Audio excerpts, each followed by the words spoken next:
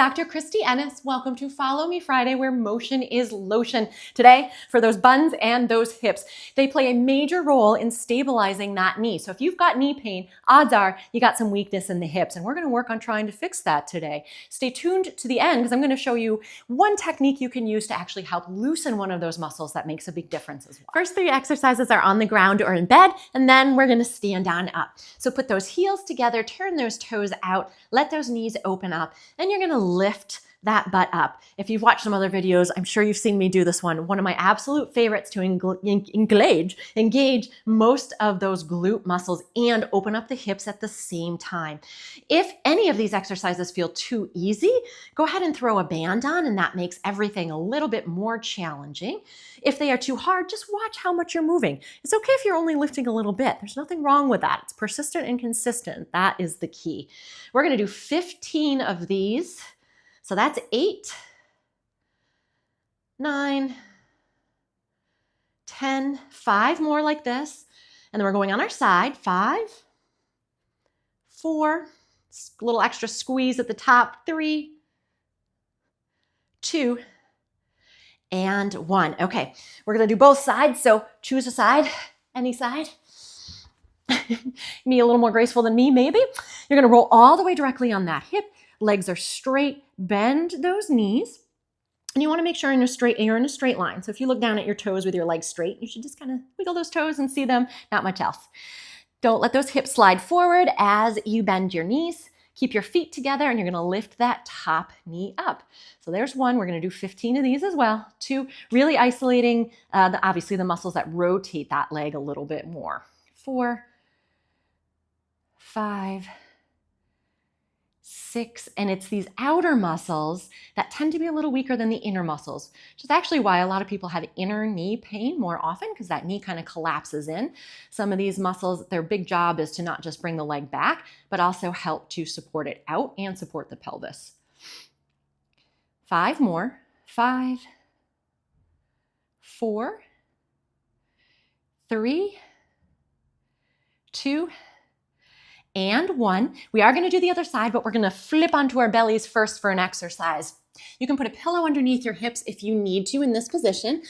Keep that head straight. I usually just fold my hands, kind of a frog in reverse here. We're going to lift the opposite way. Well, we're going to lift our legs this time.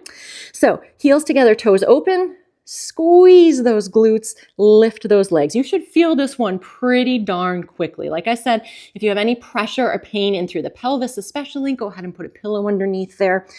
15 of these. There's 4, 5, 6, hello glutes, 7, 8, 9, 10, 5 more, 5, 4, notice I don't lift very high.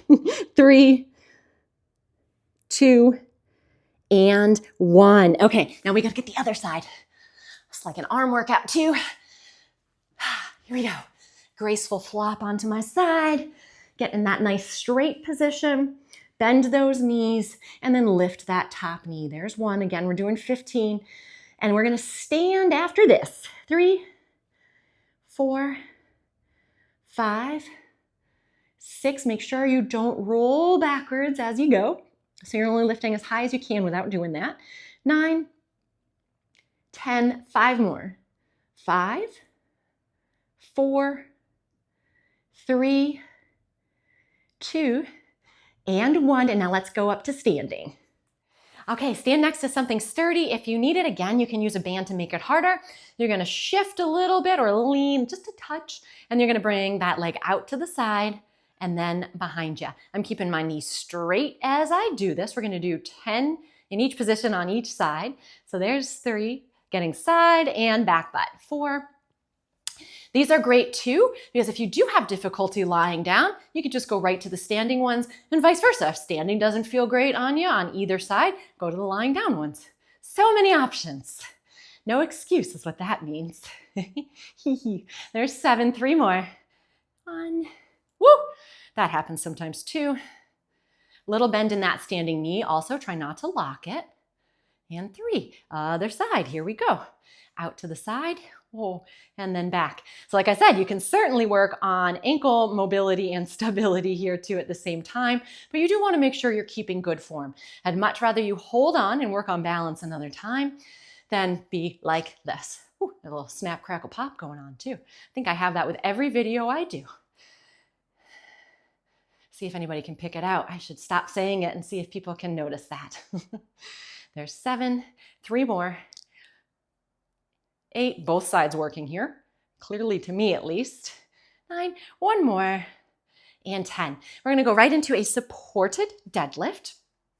So that means this back foot's gonna help. But we're gonna take that, I'm gonna shift legs so you can see this a little better. All the motion and the work is coming from that front leg. So you're just gonna shift and push those hips back and then shift and push those hips back forward. I have a slight bend in my knee, but I'm trying not to do this as I come back up. So we really wanna engage in through those glutes. And we're gonna do 10 on each side here. This, like I said, is really just for balance. You certainly can take that away if you want. I'm not right now. I will for the next one though, maybe. There's 6, 7, obviously hamstrings a little too, right? 8, 2 more on this side. 9, and 10. Switch sides. The last exercise, by the way, is the hardest exercise. So just be prepared. There's 1. I don't think I had a very flat back on that and pushed my hips, sorry. 2,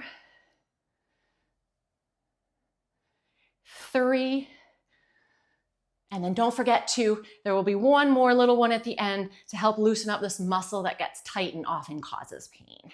That's 5, 6, 7, 8, 9, last one is 10. Okay, this is going back to that single leg deadlift without this other leg. Now again, hold on to something if you need to. Start in that single leg deadlift position, and you're bringing one leg out to the side with that knee bent and up towards the sky. Woo! I'm just gonna do 5 of these because that's what I wanna do today. You can always go back through this, of course, and I would do these every other day, not every day. So here's 5, and I'm gonna switch. Shake it out just a touch. So going back into that single leg deadlift, bend that knee, lift, but don't rotate through the opposite side, right? In other words, don't open like that. And I'm not looking at you guys because I really need to balance. There's 3,